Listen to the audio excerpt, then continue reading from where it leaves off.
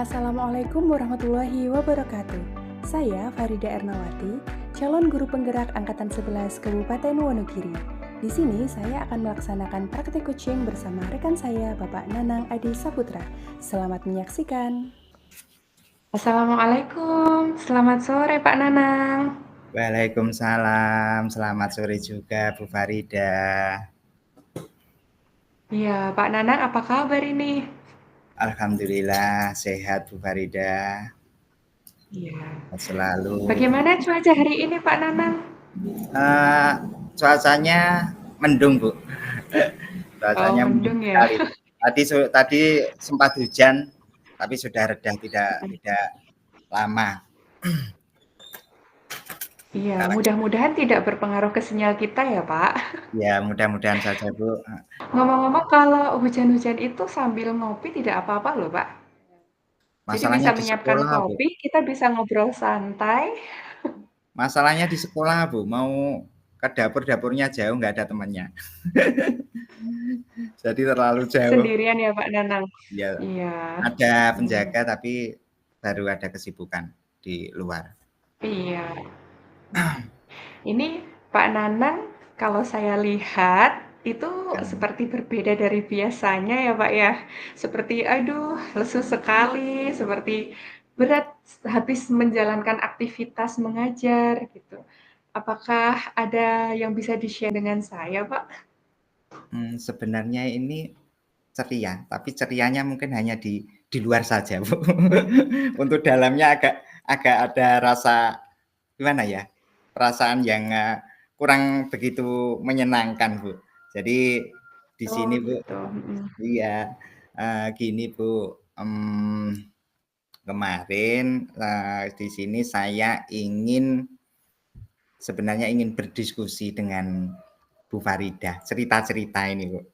Jadi Iya. kemarin itu saya memberikan pembelajaran, yaitu mata pelajaran IPAS, Bu, di kelas 4. Tapi saya melihat anak-anak itu gimana ya, tidak ada motivasinya di dalam belajar, tidak efektif, dan gimana ya, mungkin apa strategi pembelajaran saya yang kurang atau bagaimana. Jadi anak-anak ini tidak termotivasi dalam belajar. Mereka tidak aktif, hanya diam saja. Jadi akhirnya juga gimana ya, walaupun di luar ini saya seperti ceria, tapi sebenarnya dalam hati tidak seceria yang dilihat itu, Bu. Seperti itu, Bu. Oh iya. Jadi begitu ya Pak permasalahannya. Iya. Ketika kita mengajar sudah penuh dengan semangat, anak-anak kok malah lemes loyo, tidak bisa Iya. memperhatikan kita. Kok jadi kitanya semakin berat gitu ya Pak ya. Iya. Jadi di sini ini Jadi saya ini ingin mm-mm. mendapatkan ya solusi, yaitu bagaimana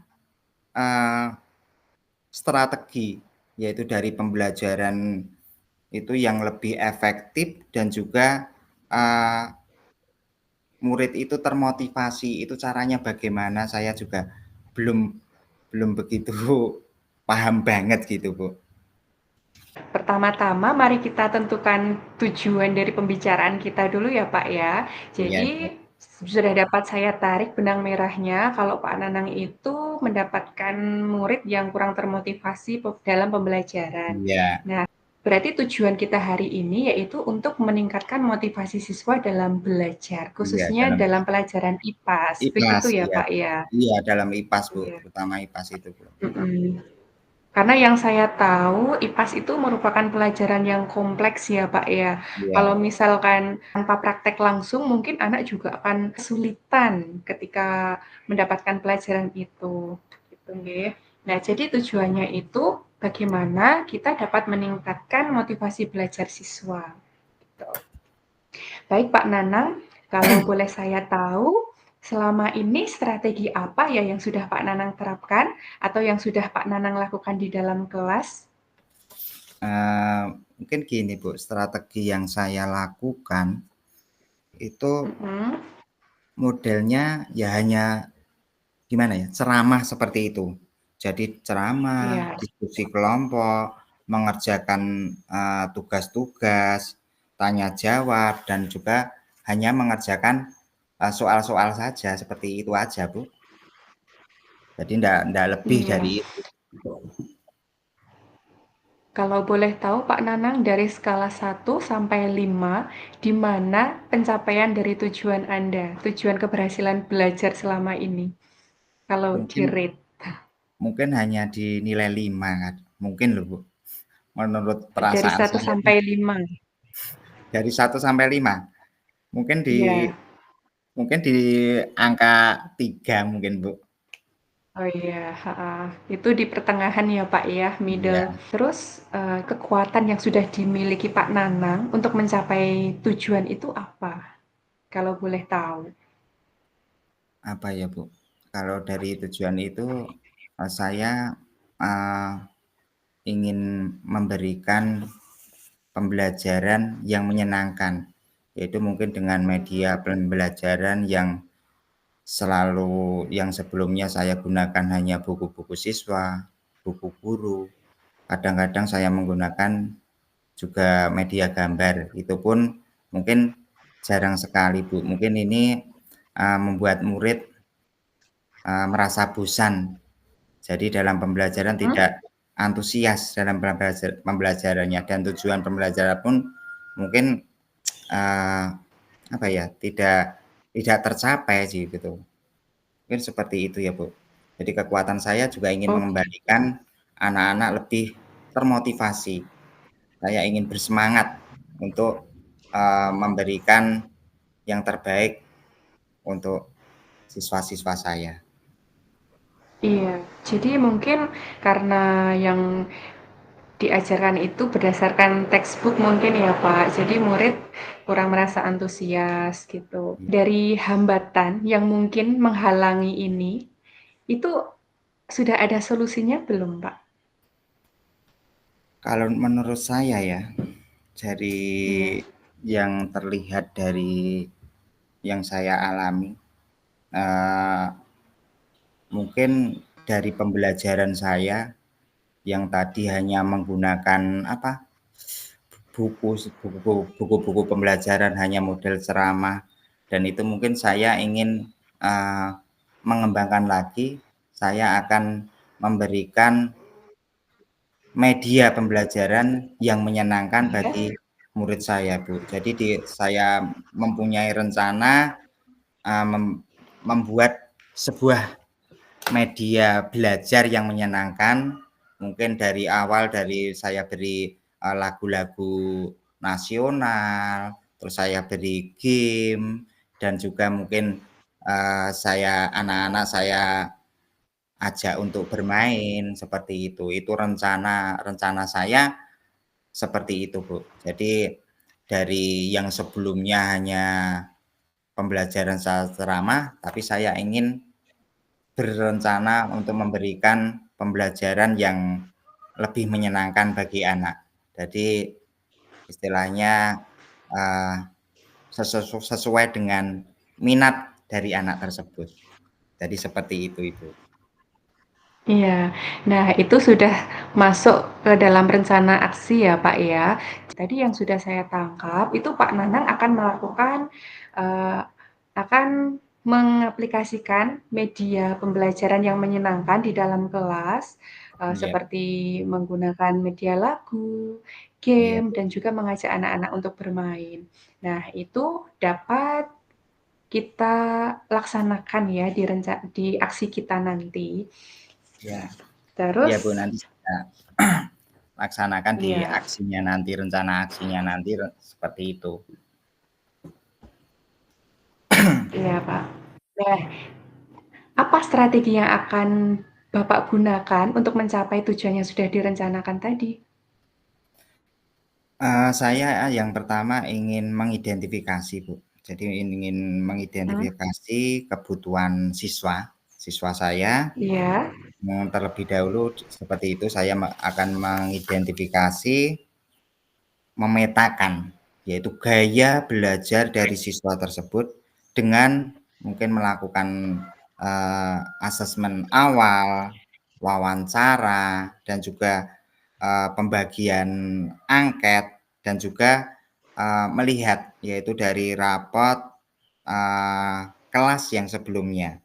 Kemudian di situ akan saya buat yaitu sebuah kelompok-kelompok, Bu. Jadi rencananya akan saya buat sebuah kelompok-kelompok, kemudian saya akan menggunakan yaitu sebuah metode dalam pembelajaran yang berpusat yaitu pada peserta didik yang menyenangkan bagi siswa tersebut.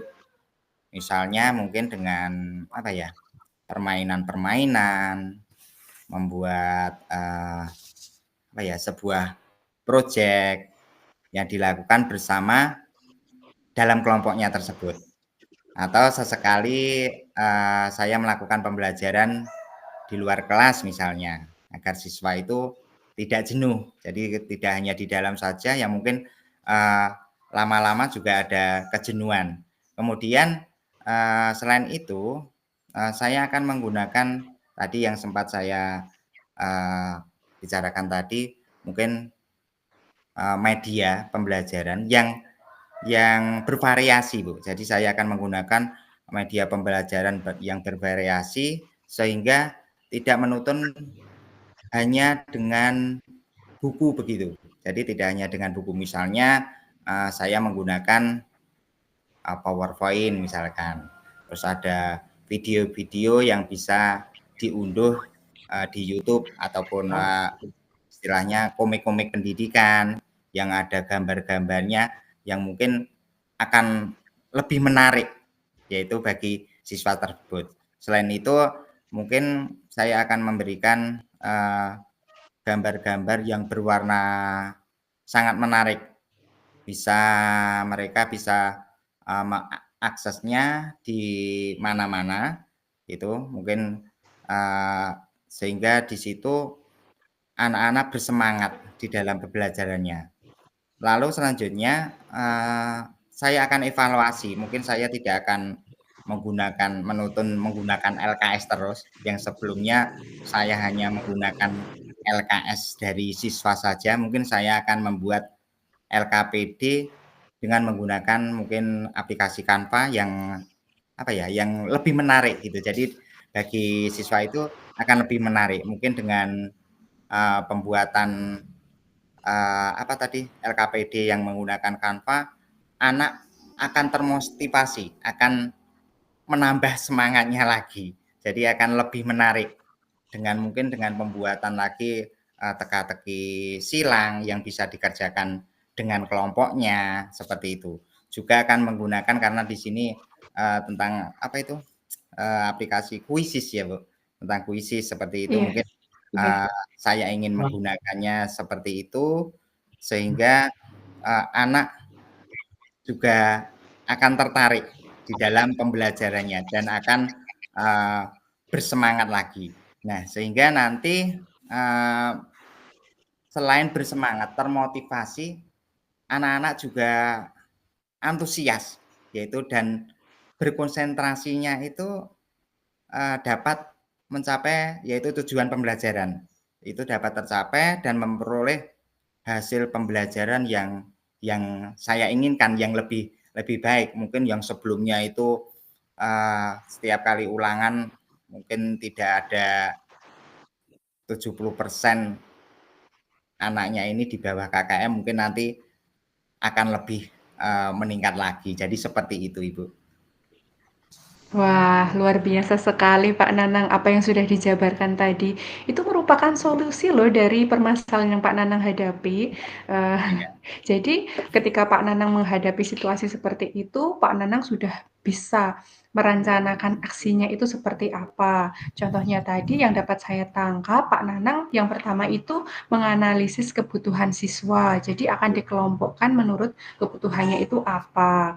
Kemudian yang kedua itu Pak Nanang akan mengajak siswa untuk belajar outdoor biar anaknya itu tidak jenuh. Apalagi kalau IPAS itu hanya di dalam kelas itu kemungkinan Jenuh ya? pembelajarannya itu kurang bermakna. Iya, jadi kalau misalkan kita belajar IPA sambil keliling, sekolahan, mereka itu dapat menemukan, apa sih ini, apa yang mereka pelajari itu lebih mengena dan lebih kontekstual, begitu ya, Pak, ya. Iya. Kemudian yang selanjutnya itu Pak Nana akan menggunakan media yang variatif. Jadi tidak monoton hanya itu saja. Tadi bagus sekali loh Pak, tadi ada yang menggunakan Quizizz, kemudian menggunakan media Canva, terus menggunakan video, kemudian ada yang bergambar. Itu menarik sekali untuk menarik perhatian siswa. Nah, itu sudah merupakan jawaban dari apa yang dikeluhkan Pak Nanang selama ini. Iya. Luar biasa Iya. sekali Pak Nanang. Nah, Pak Nanang, kalau boleh tahu ini ke depannya apakah ada komitmen dengan rencana Pak Nanang ini gitu?